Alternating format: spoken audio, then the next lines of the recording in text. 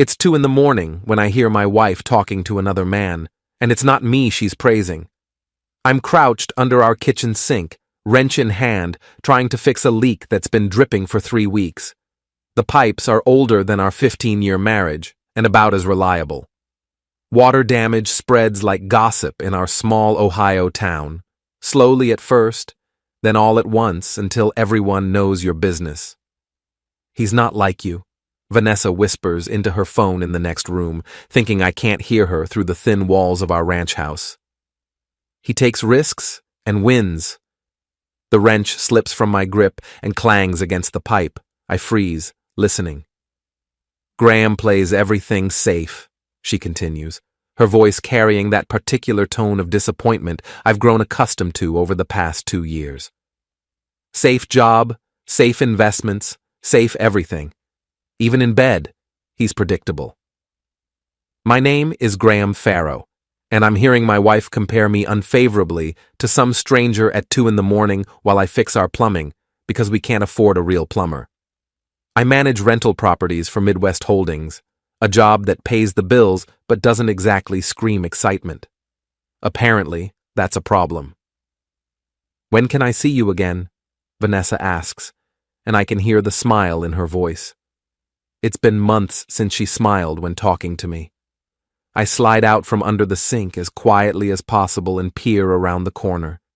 She's standing by the living room window in her silk nightgown, the one I bought her for our anniversary last year. Her auburn hair catches the streetlight, and for a moment, she looks like the woman I married.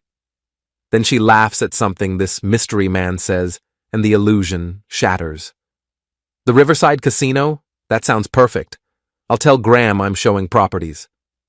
Riverside Casino. That's 40 minutes away, in the next county. Far enough that nobody from our neighborhood would see her there. I know, baby. Tomorrow night can't come soon enough. Baby. She hasn't called me that in 2 years. I retreat to the kitchen and make noise with the wrench, pretending to work. A few minutes later, she appears in the doorway. Still fighting with those pipes? She asks, her voice now flat and businesslike. Someone has to, I reply, not looking up.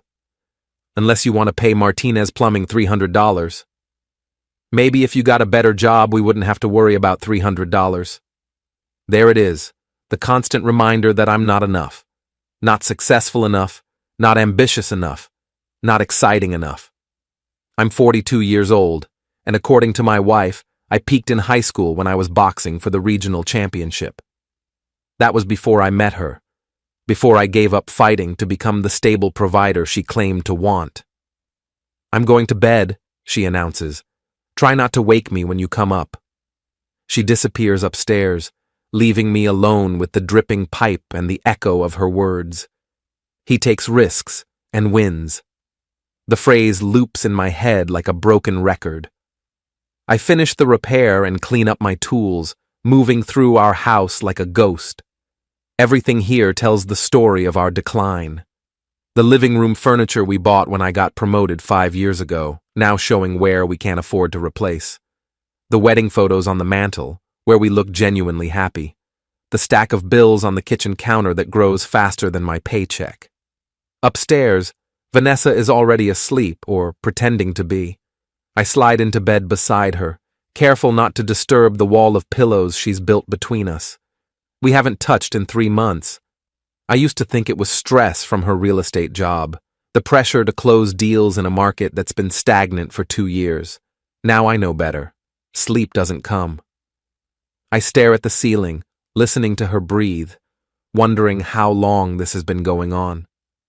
The late nights she blamed on client meetings, the new clothes she bought with money from her commission bonuses. The way she started caring about her appearance again, but only when she was leaving the house. Our son Lucas is away at college, studying computer science at Ohio State.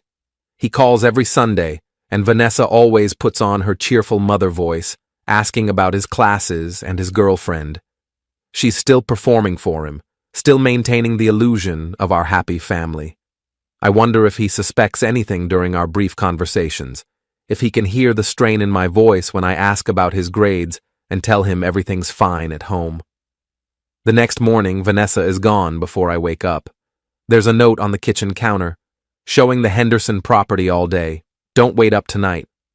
The Henderson property sold 3 weeks ago. I know because I drove past it and saw the sold sign. I make coffee and sit at our kitchen table, looking out at the backyard where I used to throw a football with Lucas. The grass needs cutting, but our mower broke last month. Another expense we're avoiding. Another sign of our slow slide toward mediocrity. My phone buzzes with a text from my supervisor at Midwest Holdings. Tenant complaint at Oakwood Apartments. Water heater issues in 3B. I finish my coffee and grab my toolbox. At least fixing other people's problems pays the bills, even if I can't seem to fix my own. The drive to Oakwood takes me through downtown Millfield, Ohio, population 23,000 and shrinking. Half the storefronts are empty, victims of the mall that opened 20 miles away, and the rise of Amazon deliveries that finished what the mall started.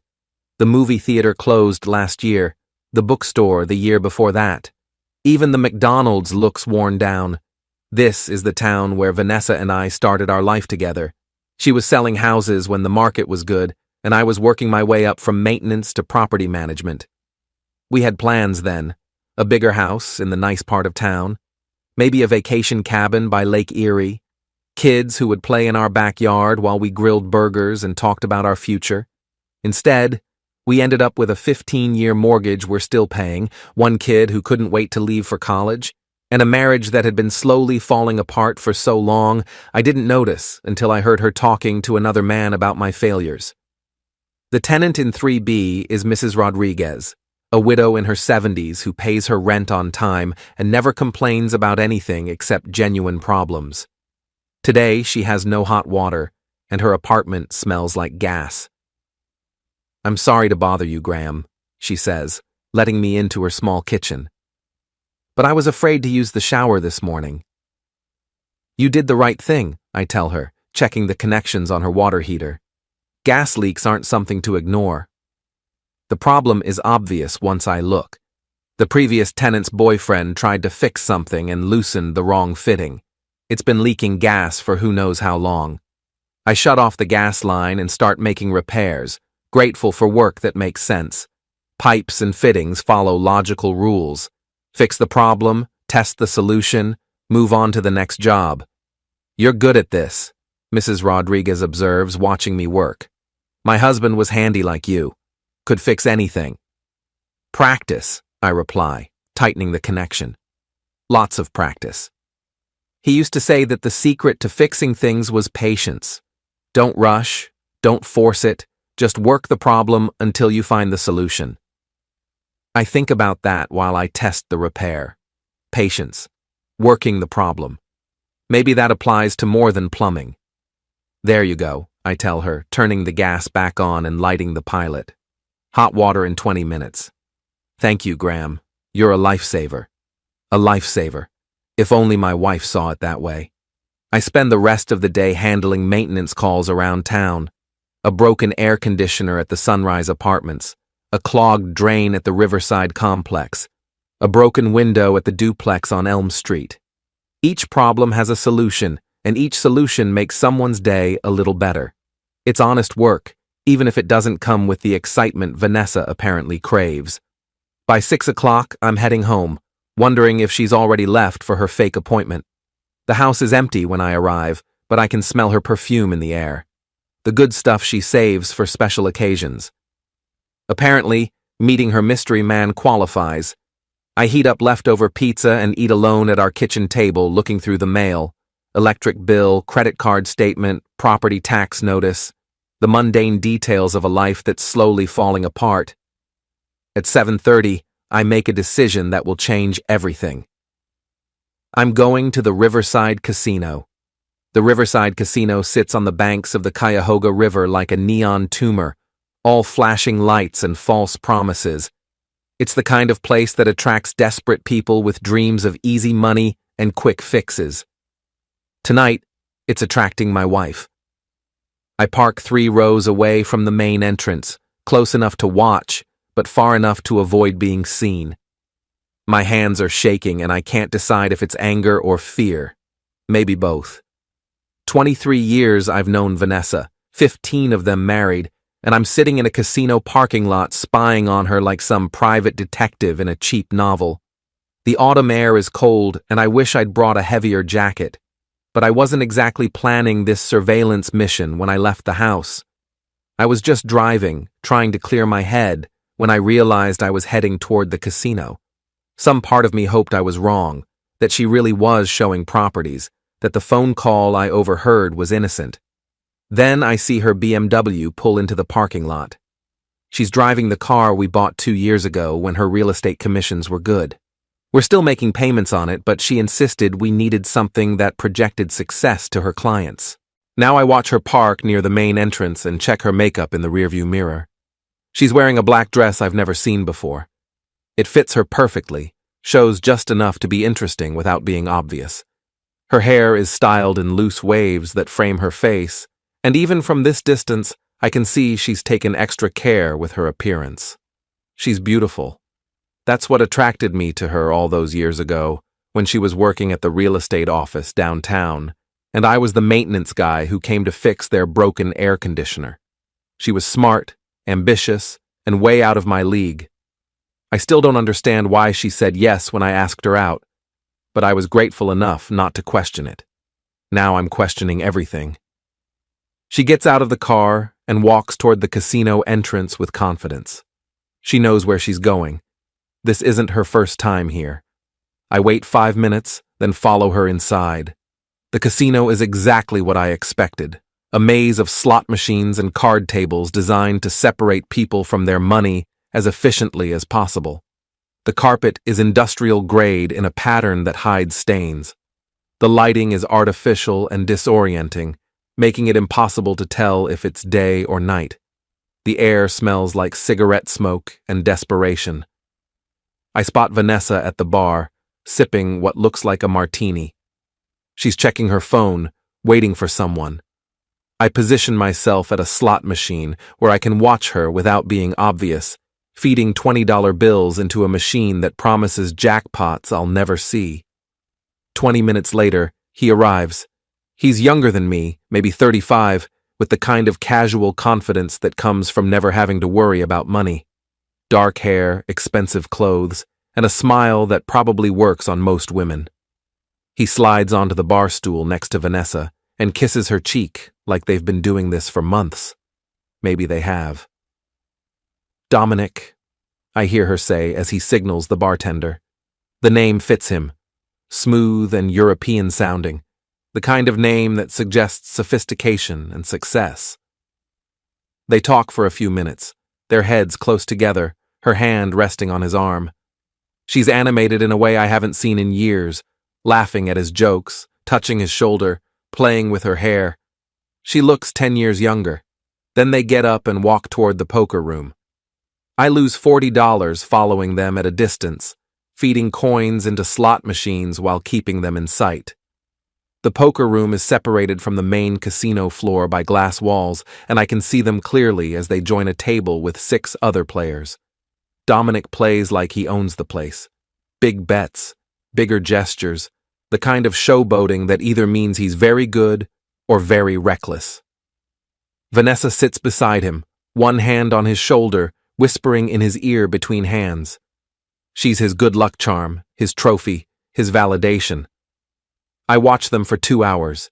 He wins some, loses more, but never seems concerned about the money. When he's up, he orders champagne. When he's down, he doubles his bets. Vanessa cheers his victories and consoles his losses, playing the role of supportive girlfriend with enthusiasm that makes my chest tight. At 11 o'clock, they cash out and leave the poker room together. I follow them to the parking lot, staying in the shadows, watching as Dominic walks her to her car. They kiss goodnight, and it's not the polite peck of new acquaintances.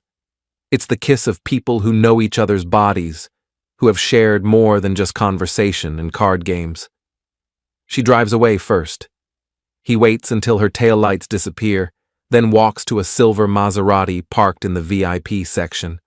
Of course he drives a Maserati. The license plate reads Lucky 7. I memorize the number and follow him at a distance as he leaves the casino.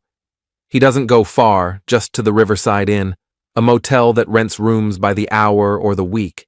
It's the kind of place where people go when they don't want to be found or when they can't afford anywhere better.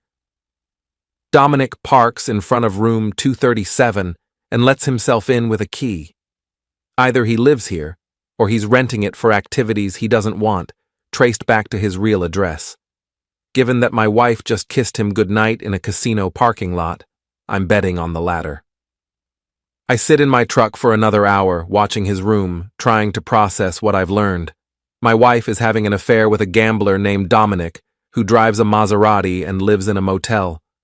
She's been lying to me for who knows how long, sneaking around, comparing me unfavorably to a man who probably doesn't have a steady job or a mortgage payment. The smart thing would be to drive home, confront her, and demand the truth. The mature thing would be to suggest marriage counseling, to try to understand what went wrong and see if we can fix it. Instead, I drive to the 24-hour diner on Route 9 and order coffee that tastes like it was made yesterday. I need time to think, to plan, to decide what I'm going to do with this information. The waitress is a woman my age named Betty, who's been working here since I was in high school. She recognizes me and asks about Vanessa and Lucas, the kind of small talk that happens in small towns where everyone knows everyone else's business. Family's good, I tell her, because what else am I supposed to say? My wife is cheating on me with a professional gambler, and my son is 3 hours away learning about life while his parents' marriage falls apart. That's nice, honey. You want some pie with that coffee? I order apple pie because it gives me something to do with my hands while I think. The diner is nearly empty except for a trucker reading a paperback novel and a young couple sharing a milkshake like they're in a 1950s movie. I think about the early years of my marriage, when Vanessa and I would come to places like this after dates, talking about our plans and dreams until the sun came up. She wanted to be the top real estate agent in the county. I wanted to own my own property management company. We were going to build something together, a life that mattered. Somewhere along the way, we stopped dreaming and started just surviving. Bills replaced plans. Responsibilities replaced romance. We became roommates who shared expenses and parenting duties, but forgot how to be lovers and friends. But when did survival become not enough for her? When did she decide that steady wasn't sufficient, that reliable was boring, that the man who fixed her problems instead of creating new ones wasn't worth keeping? My phone buzzes with a text message. It's from Vanessa. Showing ran late, staying at Sienna's tonight, see you tomorrow. Sienna Brooks is Vanessa's best friend and fellow real estate agent. They've been covering for each other's lies for so long, they probably don't remember what the truth looks like. I wonder if Sienna knows about Dominic, or if she just thinks she's helping Vanessa avoid an unpleasant conversation with her boring husband. I finish my pie and coffee, leave a generous tip for Betty, and drive home to our empty house. Everything looks the same, but it feels different now. The wedding photos on the mantel mock me with their false promises. The furniture we bought together feels like evidence of a crime I didn't know was being committed. I go to our bedroom and look through Vanessa's dresser, something I've never done in 15 years of marriage. In the back of her underwear drawer, I find a prepaid cell phone I've never seen before. It's password protected, but the recent calls list shows dozens of conversations with a number I don't recognize. I write down the number and put the phone back exactly where I found it. In her jewelry box, behind the earrings I gave her for our 10th anniversary, I find a hotel key card from the Riverside Inn. Room 237, the same room where I watched Dominic disappear tonight. The evidence is piling up like snow before a blizzard, and I'm starting to understand that this isn't a recent development. This has been going on for months, maybe longer. The late nights, the new clothes, the distance between us. It all makes sense now. I'm not just losing my wife. I've already lost her. I just didn't know it until tonight. I sit on our bed, holding the hotel key card, trying to decide what to do next.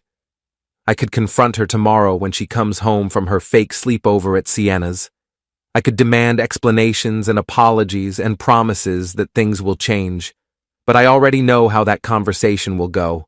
She'll deny everything at first, then minimize it when the evidence becomes overwhelming. She'll blame me for not being exciting enough, successful enough, attentive enough. She'll say she was lonely, that I neglected her, that Dominic makes her feel alive in ways I never could. And maybe she'll be right about some of it. Maybe I did get too comfortable, too predictable, too focused on paying bills and fixing problems to remember that marriage requires more than just showing up. But that doesn't excuse what she's done. It doesn't justify the lies and the sneaking around and the way she's been making me feel like a failure while she builds a new life with someone else. I put the key card back in her jewelry box and the phone back in her drawer. Then I go downstairs and pour myself 3 fingers of the bourbon we've been saving for special occasions. Apparently, discovering your wife's affair qualifies. The bourbon burns, but it's a clean burn, honest and straightforward. Unlike everything else in my life right now, I sit in my recliner, the one Vanessa always complained was too big for our living room, and start making a plan. Because if there's one thing I learned from 20 years of fixing other people's problems, it's that every problem has a solution. You just have to be patient enough to find it and persistent enough to see it through. Vanessa wants excitement, risk-taking, someone who plays to win instead of playing it safe. She's about to get more excitement than she bargained for. The next morning, I wake up in my recliner with a headache and a clarity I haven't felt in months. Vanessa still isn't home, probably extending her fictional sleepover to avoid awkward questions about her evening. That gives me time to do what I do best: methodical problem solving. I start with the phone number I copied from her secret cell phone. A reverse lookup tells me it's registered to DS Enterprises, which sounds like the kind of vague business name someone uses when they don't want to explain what they actually do. The address listed is a P.O. box in downtown Cleveland. Next, I research Dominic Strake. Social media makes it easy to find people who want to be found, and Dominic definitely wants to be found. His Instagram is full of photos from casinos, expensive restaurants, and sporting events. He poses with stacks of poker chips, bottles of champagne, and women who aren't my wife. His bio reads, "Professional Risk Taker," and includes a link to something called the Strake Club. The Strake Club website is professionally designed but vague about details. It promises exclusive gaming opportunities for serious players and personalized risk management strategies. There's a contact form, but no physical address, no staff directory, no explanation of what services they actually provide. It's the kind of website that looks legitimate until you realize it doesn't actually say anything.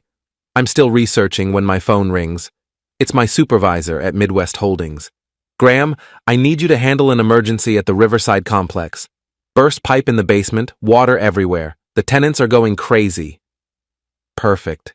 Work will give me an excuse to be out of the house when Vanessa comes home, and the Riverside Complex is only 10 minutes from the casino. Maybe I can learn more about Dominic's operation while I'm in the area. The burst pipe turns out to be a major job. The basement of the Riverside Complex is flooded with 3 inches of standing water, and I spend 4 hours with a wet vacuum and a pipe wrench, fixing the break and cleaning up the mess. It's the kind of work that ruins your clothes and tests your patience, but it pays overtime and keeps my mind occupied. By the time I finish, it's afternoon and I'm dirty, tired, and ready for answers. Instead of going home, I drive to the Riverside Inn. The motel looks even worse in daylight. The parking lot is cracked and weedy, the paint on the building is peeling, and half the letters on the sign are burned out. It's the kind of place that survives on customers who pay cash and don't ask for receipts. The desk clerk is a thin man in his 60s who looks like he's seen everything twice and wasn't impressed the first time. I tell him I'm looking for information about Dominic Strake, that I'm considering doing business with him. "Don't know anyone by that name," he says without looking up from his newspaper. I slide a $20 bill across the counter. Maybe this helps your memory. He glances at the money, then at me. You a cop? Property manager. I heard Mr. Strake might be interested in renting some commercial space. Room 237, he says, pocketing the 20. Been here 3 months, pays weekly in cash, keeps weird hours, lots of visitors. Quiet though, no complaints. What kind of visitors? The kind that come and go at all hours. Business types, mostly. Some of them nervous, some of them excited, none of them staying long. I thank him and drive home, where I find Vanessa's BMW in the driveway. Time for the performance to begin. She's in the kitchen making a salad when I walk in, still wearing yesterday's clothes but looking refreshed. She's changed into jeans and a sweater, the kind of casual outfit that suggests she's been home all day instead of sneaking back from her boyfriend's motel room. How was your night at Sienna's? I ask, keeping my voice neutral. Fine. We stayed up too late talking about work stuff. You know how it is. I know exactly how it is. Any interesting properties coming on the market? A few possibilities. Nothing definite yet. She doesn't meet my eyes while she lies, focusing on her salad like it requires intense concentration. The Henderson place sold pretty quickly, I mention casually. Didn't you say you were showing it yesterday? She freezes for just a moment, then recovers. Different property. The Henderson listing on Oak Street, not the one on Maple. There is no Henderson listing on Oak Street. I checked. Right, I say. My mistake. We eat dinner in relative silence, both of us pretending everything is normal while the lies pile up between us like dirty dishes. She asks about my day and I tell her about the burst pipe at Riverside. She nods and makes appropriate sympathetic noises, but I can tell she's not really listening. After dinner, she disappears upstairs to take a shower. I use the time to check her laptop, which she left open on the kitchen counter. Her email is password protected, but her browser history isn't.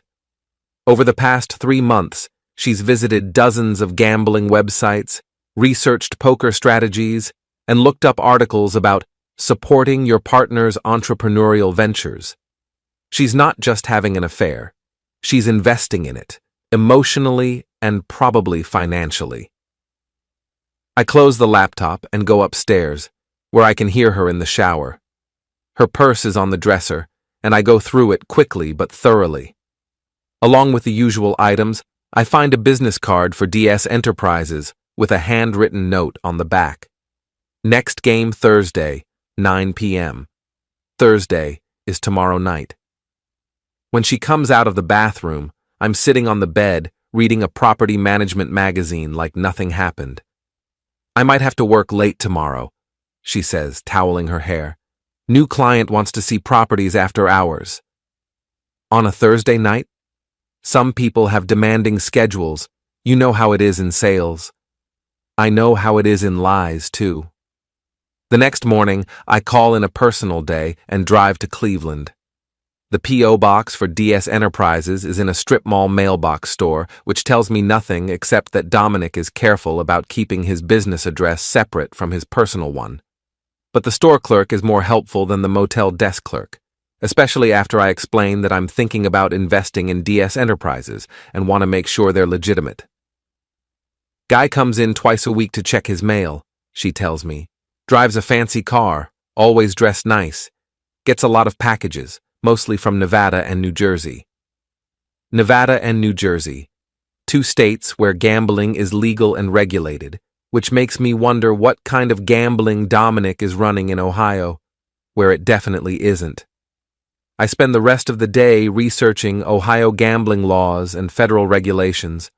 What I learn is interesting and potentially useful. Ohio allows certain types of gambling, but operating an unlicensed gaming business is a felony. Running gambling operations across state lines without proper licensing is a federal crime. Taking bets online without proper authorization violates multiple statutes. If Dominic is running the kind of operation his website suggests, he's breaking several laws. The question is whether I can prove it, and whether anyone will care enough to investigate. That evening, I tell Vanessa I'm going to watch the game at Murphy's Bar with some guys from work. It's not entirely a lie. Murphy's Bar exists, and I do know some guys from work who go there. I just won't be joining them. Instead, I park across the street from our house and wait. At 8:30, Vanessa leaves in her BMW, dressed in another outfit I've never seen before. I follow her, but not to the Riverside Casino this time. Tonight, she drives to an industrial area on the south side of town, to a warehouse that looks abandoned from the outside, but has cars parked behind it. Expensive cars. The kind of cars owned by people who can afford to lose money on illegal gambling. I park a block away and walk closer, staying in the shadows. Through a window, I can see tables set up for poker and blackjack, with well-dressed people placing bets with chips that look more professional than anything you'd find in a home game. There's a bar in one corner and what looks like a small stage in another. This isn't just a casual poker night. This is a professional operation, and Dominic is running it. I watch for an hour, taking photos with my phone whenever I can get a clear shot. The players are mostly middle-aged men in expensive suits, the kind of people who have money to burn and connections to protect. The women are mostly young and attractive, serving drinks and providing decoration. Except for Vanessa, who sits at Dominic's side like a queen surveying her kingdom. I've seen enough. I drive home and spend the rest of the evening researching federal gambling enforcement. What I find gives me hope. The FBI has a financial crimes unit that investigates illegal gambling operations, especially ones that cross state lines or involve large amounts of money. They're particularly interested in operations that might be connected to money laundering or organized crime. I'm not sure if Dominic's operation qualifies, but I'm about to find out. The next morning, I call the FBI field office in Cleveland and ask to speak to someone about reporting financial crimes. After being transferred 3 times, I reach Agent Ruth Callahan, who listens patiently while I explain what I've discovered. "Mr. Farrow," she says when I finish, "these are serious allegations. Do you have evidence to support them? Photos, addresses, license plate numbers, and financial records showing unusual patterns of activity. What's your relationship to the subject of this complaint?" I hesitate, then decide on honesty. "He's having an affair with my wife." There's a pause. "I see. And you understand that we can't investigate someone just because they're involved with your spouse?" "I understand. But if he's breaking federal gambling laws, that's not about my marriage. That's about crime." "Send me what you have," she says, giving me an email address. "If there's enough evidence to warrant investigation, we'll look into it." I spend the next 2 hours organizing everything I've learned about Dominic and his operation. Photos from the warehouse, screenshots of his website, information about his business registration, and the packages he receives from Nevada and New Jersey. Financial records showing the unusual activity in Vanessa's accounts. By the time I'm finished, I have a comprehensive dossier that would make a private investigator proud. I send it all to Agent Callahan with a cover letter explaining my concerns about illegal gambling operations in our community. Then I sit back and wait for the house to win. Agent Callahan calls me back 3 days later, and her tone has changed from polite skepticism to professional interest. "Mr. Farrow, we've reviewed the information you provided. We'd like to meet with you to discuss this matter further. Can you come to our Cleveland office this afternoon?" The FBI field office is in a modern building downtown, all glass and steel and serious-looking people in dark suits. Agent Callahan turns out to be a woman in her early 50s with graying hair and sharp eyes that suggest she's heard every lie and excuse in the book. She's accompanied by Agent Martinez, a younger man who takes notes while she asks questions.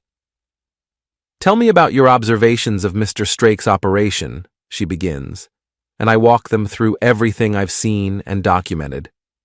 They're particularly interested in the warehouse location and the professional nature of the gambling setup. Agent Martinez shows me photos on his tablet, surveillance shots of some of the players I saw that night. Do you recognize any of these individuals? He asks. I point out 3 men I remember from the poker tables. This one was playing blackjack. These 2 were at the main poker table with Strake. Interesting, Agent Callahan murmurs, making notes. What about financial transactions? Have you observed any unusual banking activity? I tell them about the packages from Nevada and New Jersey, the cash payments at the motel, and the changes in Vanessa's spending patterns. I also mention the prepaid cell phone and the business cards. Mr. Farrow, Agent Callahan says when I finish, I want to be clear about something. If we proceed with this investigation, it may take months to develop. During that time, you cannot interfere with our work or take any action that might compromise our investigation. Do you understand? I understand. That means no confronting Mr. Strake, no following him around, no additional surveillance on your part. If he's running the kind of operation we suspect, he could be dangerous if he feels threatened. The word dangerous sends a chill through me. I've been thinking of Dominic as a smooth-talking gambler who stole my wife, not as someone who might pose a physical threat. But if he's running illegal gambling operations with the kind of money I observed, he probably has connections and resources I haven't considered. What happens next? I ask. We continue our investigation. We'll be in touch if we need additional information from you. In the meantime, go home and try to act normally. Don't do anything that might alert Mr. Strake or your wife that law enforcement is involved. Act normally. That's easier said than done when your wife is sneaking around with a federal crime suspect and you're pretending not to know about it. I drive home thinking about the word dangerous and what it might mean for Vanessa. She thinks she's having an exciting affair with a successful gambler. She has no idea she might be involved with someone who's breaking federal laws and attracting FBI attention. Part of me wants to warn her, to tell her she needs to end this relationship before it destroys more than just our marriage. But a larger part of me wants to see where this leads, wants to watch her face when she realizes her risk-taking boyfriend isn't quite the winner she thought he was. At home, Vanessa is getting ready for another client meeting. She's wearing a red dress that probably cost more than our monthly grocery budget, and she's taken extra care with her makeup and hair. Don't wait up, she says, kissing my cheek with lips that will probably kiss another man before the night is over. This could be a big sale. Good luck, I tell her, and I mean it in ways she doesn't understand. After she leaves, I pour myself a bourbon and sit in my recliner, thinking about patience and timing. Agent Callahan said their investigation could take months, but I don't think I have months. Vanessa is getting bolder, more careless, more confident that I'm too stupid or too complacent to notice what she's doing. Last week, she left her secret phone on the kitchen counter while she showered. Yesterday, she forgot to delete a text message from Dom on her regular phone. She's either getting sloppy or she wants to be caught. Maybe both. My own phone rings, interrupting my thoughts. It's Lucas, calling from college. Hey, Dad, how's everything? Fine, son. How are classes? Good. I'm thinking about coming home for a weekend soon. Maybe bring Jenny to meet you and Mom. Jenny is his girlfriend, a computer science major like him. They've been dating for 6 months, and from what he's told me, it sounds serious. That would be great, I tell him. Your mother would love to meet her. How is Mom? She sounded weird on the phone last week. Kids always know. Even when they're 3 hours away and focused on their own lives, they can sense when something's wrong at home. She's been working a lot, I say, which is technically true. You know how the real estate business is. Yeah, I guess.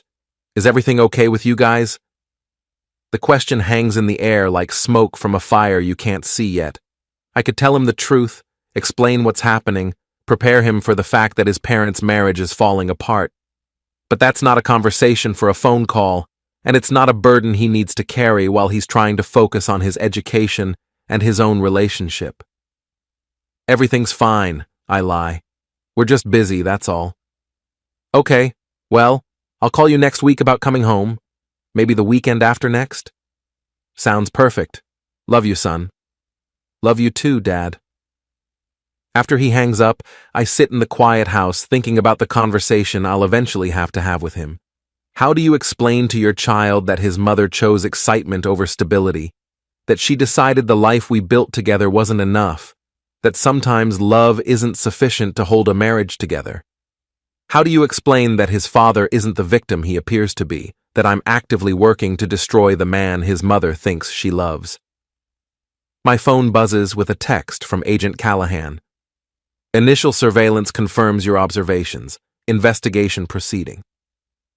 I delete the text and finish my bourbon. Somewhere across town, Vanessa is probably sitting at a poker table, watching Dominic play with money that might be connected to federal crimes.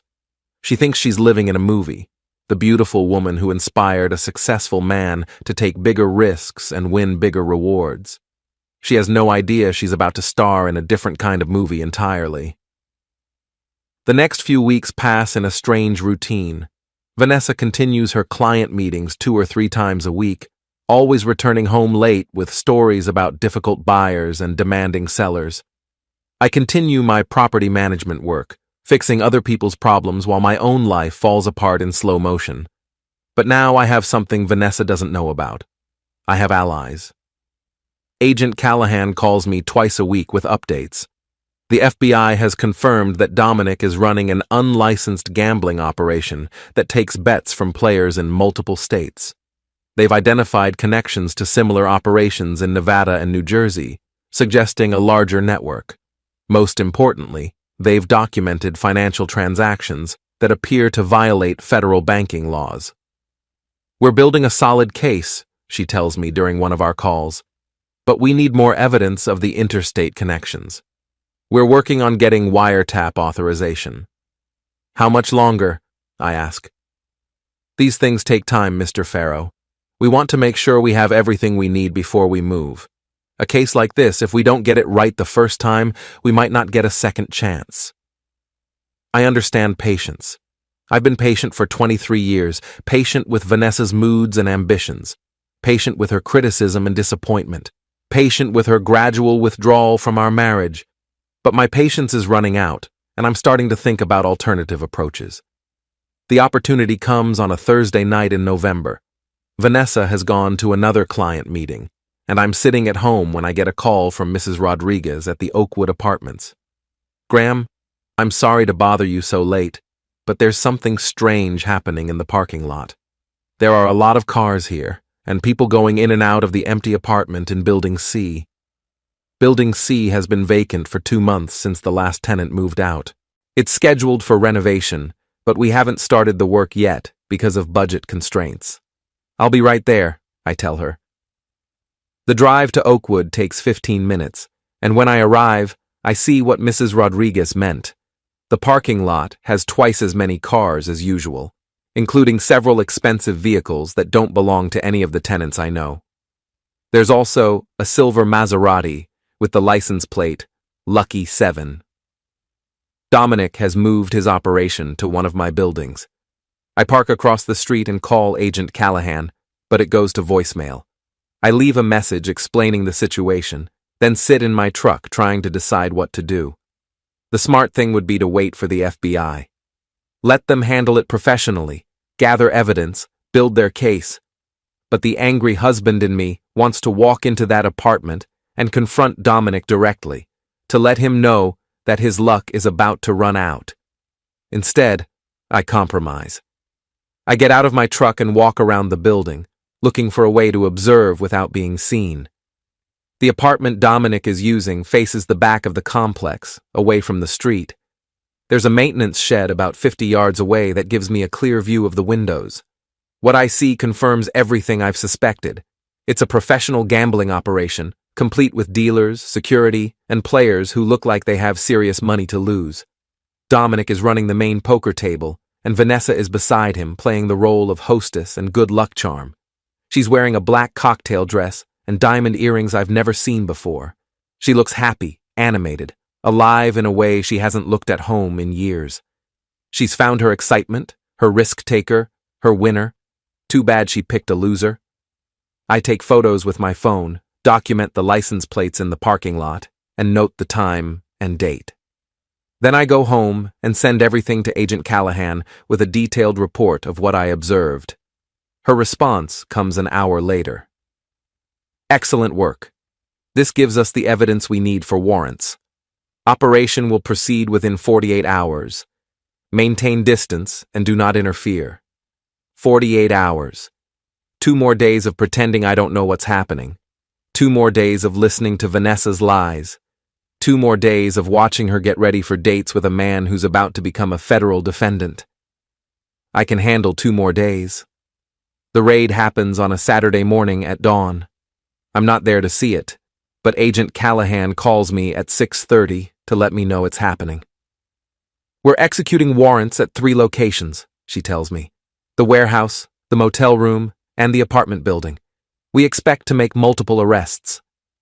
I don't ask if Vanessa will be there. I already know the answer. Instead, I make coffee and sit at my kitchen table, waiting for my life to change forever. Outside, the sun is rising on a cold November morning, and somewhere across town, my wife is about to learn that her boyfriend isn't the winner she thought he was. The house always wins. She just bet on the wrong house. My phone starts ringing at 7:15. It's Vanessa, and she's crying. Graham, something terrible has happened. There's been a mistake, a huge mistake. I let her talk, listening to her sob through an explanation that makes no sense unless you know what I know. She was at Sienna's house, she claims, when the FBI raided an apartment building where she was supposed to meet a client. There was some kind of gambling operation, she says, and they arrested everyone who was there. Dominic was just trying to help me with a real estate deal, she sobs. He knows investors, people with money, but somehow the FBI thinks he's running some kind of criminal operation. Where are you now? I ask. At the police station. They want to ask me questions, but I don't understand what's happening. Can you come get me? I could point out that she's never mentioned anyone named Dominic before this phone call. I could ask why she was meeting a real estate client at dawn on a Saturday morning. I could demand to know why she's been lying to me for months. Instead, I say, I'll be right there. The Millfield police station is buzzing with activity when I arrive. There are FBI agents in dark suits, local police officers, and several people in handcuffs being processed. I don't see Dominic, but I recognize 2 of the men I photographed at the warehouse operation. Vanessa is sitting in the lobby, still wearing the black cocktail dress from last night. Her makeup is smeared, her hair is disheveled, and she looks like a woman whose world just collapsed. Thank God you're here, she says when she sees me, throwing her arms around my neck. This is all a misunderstanding. They think I'm involved in something illegal, but I was just trying to find investors for a development project. Agent Callahan appears beside us. Mr. Farrow, could I speak with you privately? We step outside, where she fills me in on the results of the raid. We arrested 12 people, including Strake. We seized over $200,000 in cash, gambling equipment, and financial records. We also confiscated several vehicles, including the Maserati. What about my wife? She's not being charged at this time. We have evidence that she was present at several gambling operations, but we can't prove she was actively involved in running them. However, we may need her testimony as the case develops. What happens to Dominic? Multiple federal charges, unlicensed gambling operation, money laundering, tax evasion, and racketeering. If convicted, he's looking at 7 to 10 years in federal prison. 7 to 10 years. Vanessa's risk-taker just lost the biggest bet of his life. There's something else, Agent Callahan continues. We found evidence that Strake has been using your wife's real estate business to launder money. Property purchases with cash, quick sales at losses, transactions designed to make illegal gambling profits look like legitimate business income. My stomach drops. Is she going to be charged? That depends on what we learn during the investigation. If she was knowingly involved, yes. If she was being used without her knowledge, probably not. But either way, her real estate license is likely to be suspended pending review. I go back inside and drive Vanessa home in silence. She stares out the window, occasionally wiping tears from her cheeks, but doesn't try to explain or justify what happened. Maybe she's finally realized that her lies have caught up with her. At home, she goes straight upstairs and shuts the bedroom door. I hear the shower running for a long time, as if she's trying to wash away the last few months of her life. I sit in my recliner and think about what Agent Callahan told me. Vanessa wasn't just having an affair. She was being used in a money laundering operation, whether she knew it or not. Her real estate business, the career she's worked so hard to build, is probably over. She comes downstairs an hour later, wearing jeans and a sweater, looking like the woman I married instead of the glamorous stranger she's been pretending to be. "We need to talk," she says. "Yes, we do." She sits on the couch across from me, her hands folded in her lap like a child waiting to be punished. "I've been having an affair," she says quietly, "with Dominic Strake. It started 6 months ago." 6 months. Half a year of lies and deception and comparing me unfavorably to a federal criminal. "I know," I tell her. She looks up, startled. "You know?" "I've known for weeks. I followed you to the casino, saw you together, watched his operation." "Then why didn't you say something?" "It's a good question, and I'm not sure I have a good answer. I wanted to see how far you'd go. I wanted to understand what I was dealing with." "What you were dealing with? Graham, I'm your wife. You should have talked to me, not spied on me." The accusation in her voice surprises me. Even now, caught in lies and facing the collapse of her career, she's trying to make this my fault. "I should have talked to you," I agree. "The way you talked to me about being unhappy, the way you talked to me about wanting more excitement in your life. Oh, wait, you didn't talk to me about any of that. You just found someone else." She flinches like I slapped her. "It wasn't supposed to happen. I was just lonely. You work all the time, and when you're home, you're tired or distracted or fixing something. We haven't had a real conversation in months. So you decided to have conversations with a criminal instead." "He wasn't supposed to be a criminal. He was charming and successful and interested in what I had to say. He made me feel alive again." "He made you feel alive by using your business to launder money from illegal gambling operations." "I didn't know about that," she says quickly. "The cash purchases, the quick sales, he said he was helping investors who needed to move money quickly for tax reasons.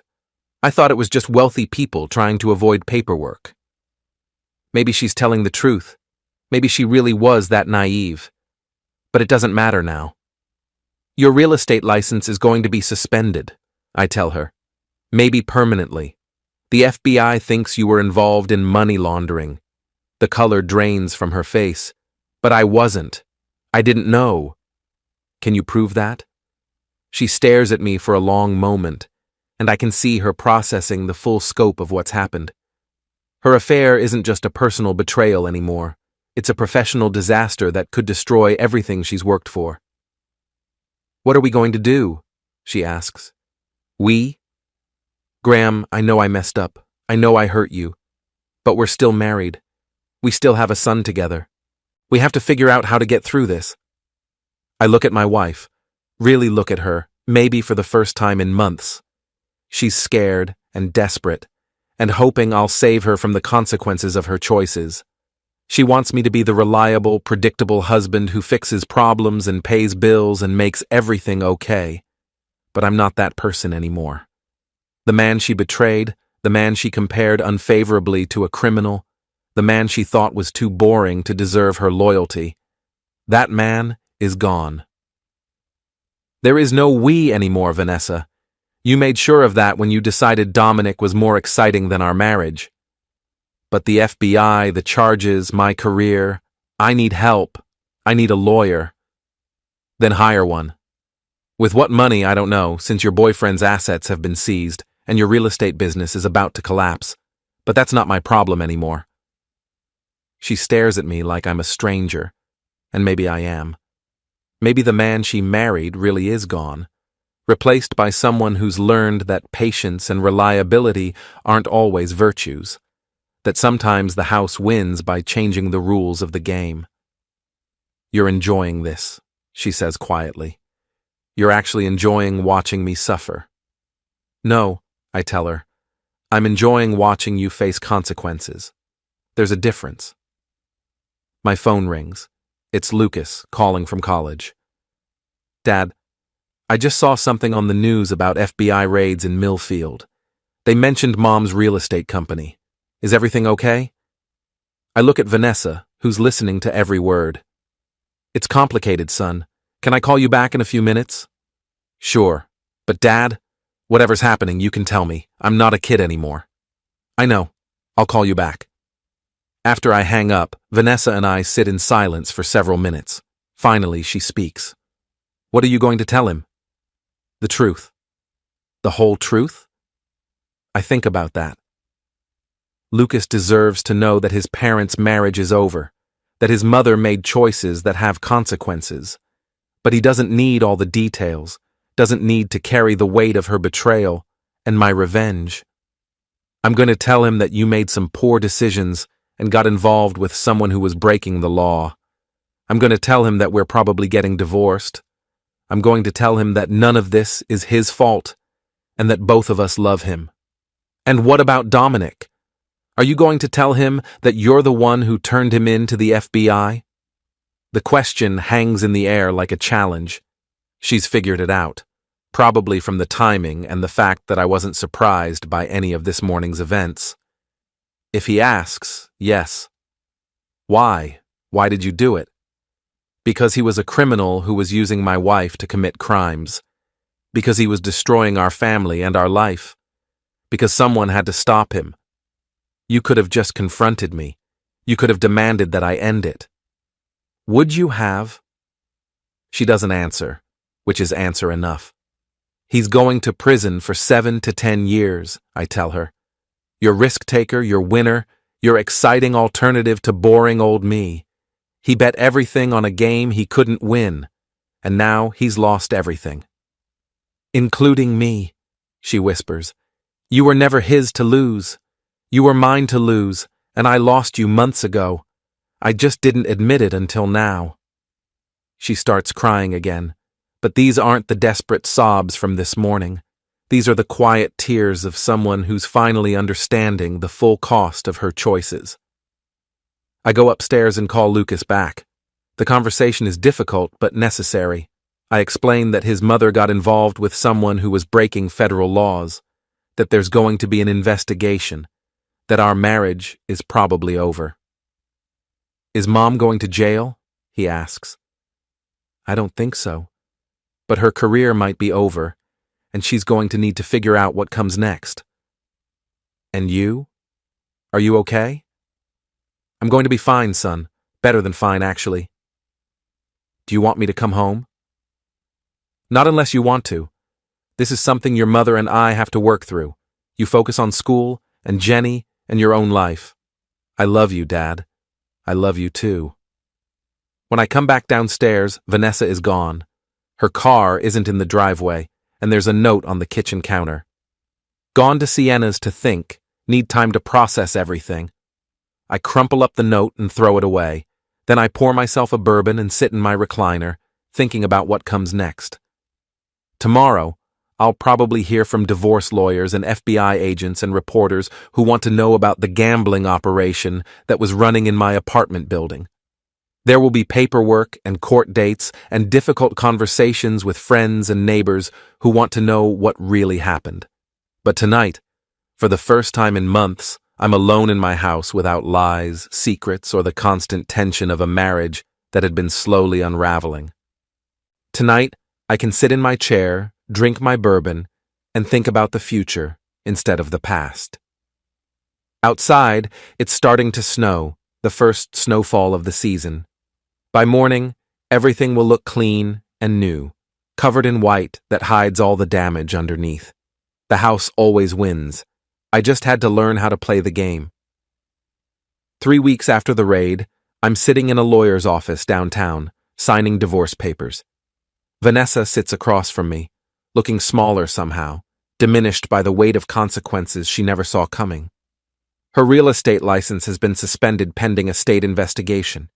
The FBI has cleared her of criminal charges, but the damage to her reputation is complete. Nobody wants to do business with the real estate agent who got mixed up with federal gambling crimes, even if she claims she didn't know what was happening. The house will have to be sold, her lawyer explains. Given the current market conditions and the outstanding mortgage, you'll probably break even after closing costs and realtor fees. I nod like this is news to me, but I've already run the numbers. The house we bought 15 years ago, the place where we raised our son and built our life together, is worth exactly what we owe on it. 15 years of payments, and we'll walk away with nothing. What about retirement accounts? My lawyer asks. Split equally, Vanessa's lawyer responds. My client is entitled to half of all marital assets. Half of my 401k, half of our savings account, half of everything I've worked for while she was sneaking around with a federal criminal. It seems unfair, but it's the law. And spousal support? My lawyer continues. My client's earning capacity has been significantly impacted by recent events, her lawyer says carefully. She'll need temporary support while she retrains for a new career. I look at Vanessa, who won't meet my eyes. She wants me to pay her bills while she figures out how to rebuild the career she destroyed by choosing excitement over stability. 6 months, I tell my lawyer. Not a penny more. Mr. Farrow, her lawyer begins. My client has been out of the workforce except for real estate for over 10 years. 6 months isn't realistic. Then she should have thought about that before she decided to help launder money for illegal gambling operations. My client was not charged with any crimes, because I'm the one who provided the evidence that brought down the operation. If I hadn't cooperated with the FBI, she'd probably be facing federal charges right now. The room goes quiet. This is the first time I've explicitly stated my role in Dominic's arrest, though I'm sure everyone has figured it out by now. You turned him in, Vanessa says quietly. You actually turned him in to the FBI. I reported criminal activity to the appropriate authorities. What they did with that information was up to them. But you knew it would destroy everything. My career, my relationship, my future. I knew it would have consequences. I didn't know what those consequences would be. That's not entirely true. I had a pretty good idea what would happen to Dominic and his operation. But I genuinely didn't know how deeply Vanessa was involved or whether she'd face criminal charges. You could have warned me, she says. You could have told me to get out before it all came crashing down. The way you warned me that our marriage was in trouble? The way you told me you were unhappy before you started looking for excitement somewhere else? Her lawyer clears his throat. Perhaps we should focus on the financial arrangements. We spend another hour negotiating the details of our divorce, who gets which furniture, how we'll divide the debt, what happens to the car payments. It's the mundane business of dissolving a life together, reducing 15 years of marriage to a list of assets and obligations. When we're finished, we sign the papers in silence. The lawyers shake hands and promise to file everything with the court. In 6 months, when the waiting period expires, we'll be officially divorced. Outside the lawyer's office, Vanessa and I stand on the sidewalk, not sure how to end this chapter of our lives. What happens now? She asks. Now you figure out how to rebuild your life, and I figure out how to rebuild mine. Graham, I know you hate me. I know you think I deserve everything that's happened, but we were happy once. We loved each other once. Doesn't that count for anything? I think about that question. We were happy, in the beginning. We did love each other, before life and disappointment and different dreams pulled us apart. But that was a long time ago, and we're different people now. It counts, I tell her, but it's not enough to fix what's broken. She nods and walks away, heading toward Sienna's car where her former best friend is waiting. Their friendship survived Vanessa's affair, but probably won't survive the FBI investigation that's now examining some of Sienna's real estate transactions as well. I drive home to the house that will soon belong to someone else, thinking about new beginnings and second chances. My phone rings as I pull into the driveway. It's Agent Callahan. Mr. Farrow, I wanted to update you on the Strake case. He pled guilty to all charges this morning. 7 years in federal prison, no possibility of parole for the first 5 years. 7 years. Dominic's gambling career is over, and he'll be middle-aged when he gets out. His Maserati has been sold at auction, along with everything else he owned. The man who made Vanessa feel alive by taking risks and winning big has lost everything that mattered to him. What about the other defendants? I ask. Most of them are pleading out. Small fines, probation, community service. They were just customers, not organizers. Strake was the main target. And the investigation into money laundering? Ongoing, but your wife is in the clear. We found no evidence that she knowingly participated in illegal activities. She was being used, but she wasn't complicit. That's something, I suppose. Vanessa's career is still destroyed, but she won't have a federal criminal record to go with it. Mr. Farrow, Agent Callahan continues, I want to thank you for your cooperation. This was a significant case for us, and we couldn't have built it without your information. I just reported what I saw. You did more than that. You put the pieces together, documented everything systematically, and provided us with evidence that led to multiple convictions. Have you ever considered a career in law enforcement? The question surprises me. I'm a property manager. You're a property manager with investigative skills and attention to detail. The FBI is always looking for people with your abilities. I thank her for the suggestion and hang up, thinking about paths not taken and opportunities that might still be available. At 42, I'm not too old to start over, to become someone new. That evening, Lucas calls from college. Dad, I've been thinking about Christmas break. Jenny and I were planning to come home for a few days, but with everything that's happening. You're still welcome here, I tell him. This is still your home, at least until the house sells. What about Mom? She's staying with Sienna right now. I'm sure you can see her while you're here. This is so weird, Dad. I never thought you and Mom would get divorced. Neither did I, son. But sometimes life doesn't go the way we plan. Are you okay? Really okay, I mean? I think about that question. Am I okay? My marriage is over. My house is being sold, and I'm starting over at an age when most people are settled into their routines. But for the first time in years, I feel like I'm in control of my own life. I'm going to be fine, I tell him. Better than fine, actually. Good, because I was worried about you. Mom always seemed like the strong one, the one who knew what she wanted. But you're the one who held everything together. Your mother is stronger than you think. She'll figure out how to rebuild her life. What about you? What are you going to do? I'm not sure yet. Maybe something completely different. Maybe something I've never considered before. After we hang up, I sit in my recliner with a bourbon, thinking about Agent Callahan's suggestion. Law enforcement. Using my skills to investigate crimes, to bring justice to people who think they're too smart to get caught. There's something appealing about that idea. Something that feels like a natural evolution of the man I've become over the past few months. My phone buzzes with a text message from an unknown number. This is Dominic. I get one phone call before they transfer me to federal prison. I wanted you to know that I know what you did. I stare at the message for a long moment, then type back, "Good luck in prison." His response comes immediately. "You destroyed my life." "You destroyed your own life," I reply. "I just documented it." "Your wife loved me." "My wife loved the idea of you. She didn't know who you really were." "Neither did you, apparently. I'm not done with you." "Yes, you are. You're done with everything for the next 7 years." I block his number and delete the conversation.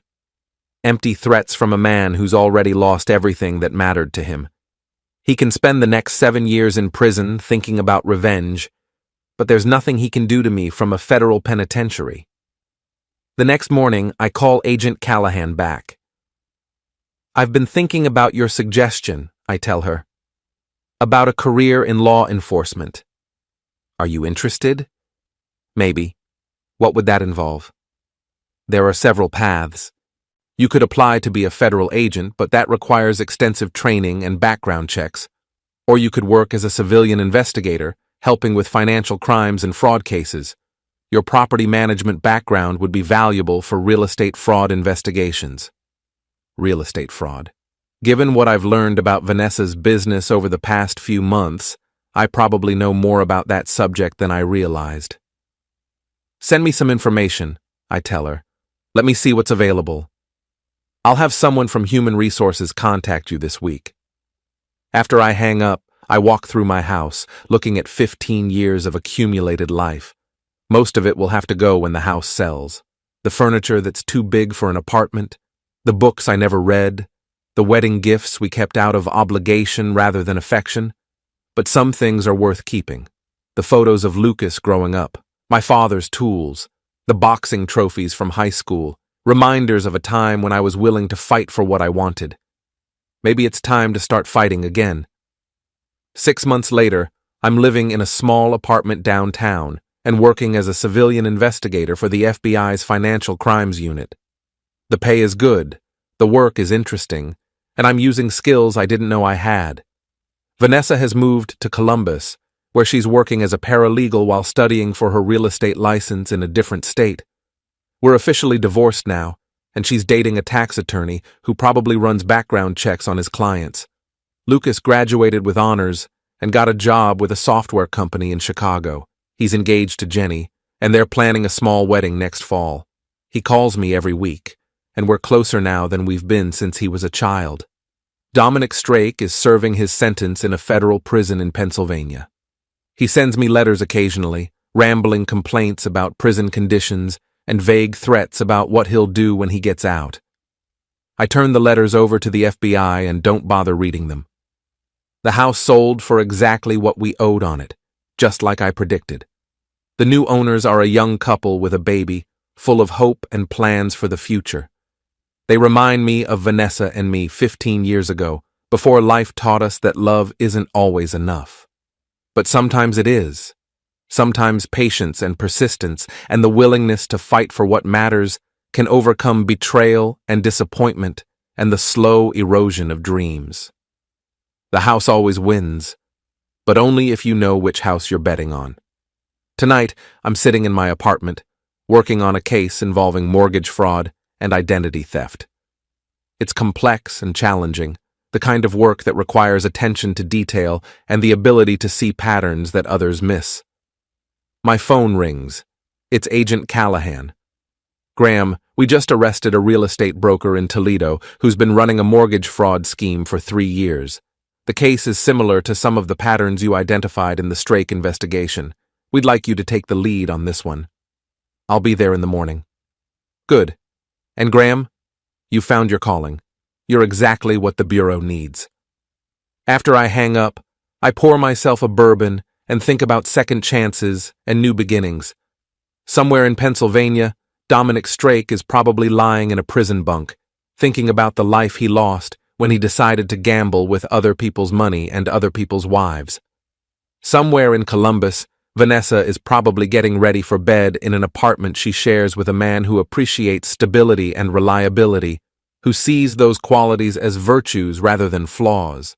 And here in Cleveland, I'm preparing for another day of work that matters, using skills I developed during the worst period of my life to help other people find justice. The house always wins.